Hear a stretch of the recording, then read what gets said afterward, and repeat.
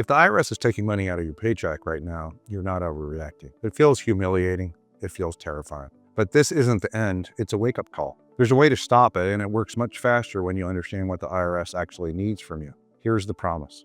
In the next few minutes, you're going to understand exactly how the IRS wage garnishment works, what has to happen before they will release it, and the fastest path to getting your full paycheck back. Here's the proof. Most people stay stuck for months because they do the same two things. They call unprepared, and they assume explaining your hardship will stop the collection.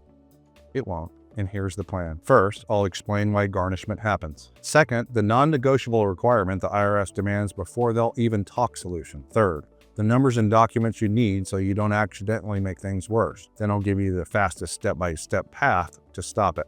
Wage garnishment does not happen out of nowhere. By the time it hits your paycheck, the IRS has already sent multiple notices. Those notices were ignored, missed, or you did not know how serious they were. And once the garnishment starts, the IRS is not asking anymore. They've already decided.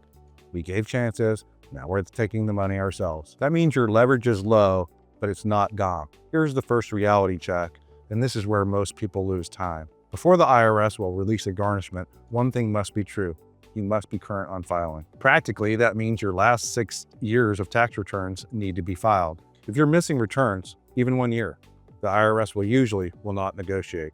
And most people who get garnished have unfiled years. So in theory, a garnishment can be fixed with one phone call. In reality, it rarely works that way.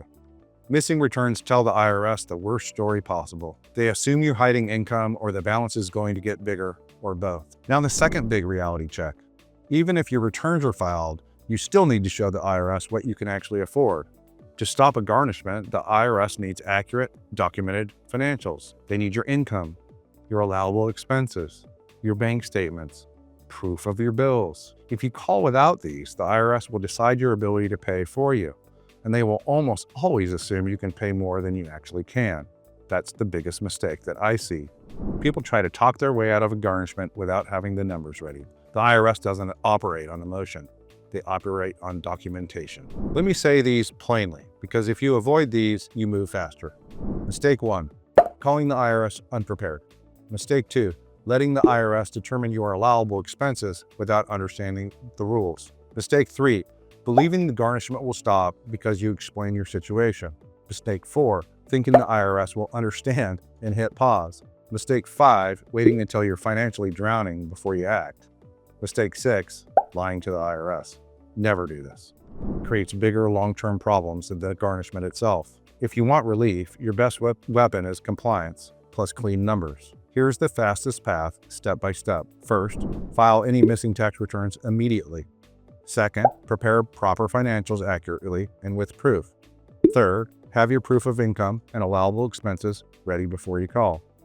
Only then will the IRS consider releasing the garnishment and putting you into a payment arrangement or another resolution option based on your facts. And one more thing that matters. When you call a loan, you're negotiating against someone whose job is to protect the government. When I call, I know their rules better than they do, and I'm advocating for you. If you're already in enforcement, you need to understand what triggers action and how to interrupt it. I put together a free IRS freeze guide that explains how garnishments, levies, and liens actually work, and the steps you can take to stop them before they spiral. You can download it below. If you ignore a wage garnishment, it usually gets worse. The IRS can increase the pressure. They can take more of your pay based upon how the withholding is calculated. They can pursue multiple sources of income. They can escalate to bank levies. They can file tax liens, which can hurt credit, business operations, and financing.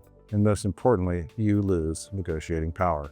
The longer a garnishment runs, the less room there is to get you into a favorable agreement. So if the IRS is already taking money from your paycheck, the worst thing you can do is freeze.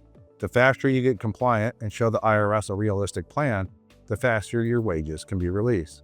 But once your paycheck is safe, there's another risk most people don't think about: accidentally triggering an audit. And with enforcement tightening in 2026, the audit red flags are changing. So before you file anything, watch the next video. It breaks down the exact mistakes the IRS is targeting so you don't solve one problem and walk straight into another. The next video is Top IRS Audit Triggers. See you there.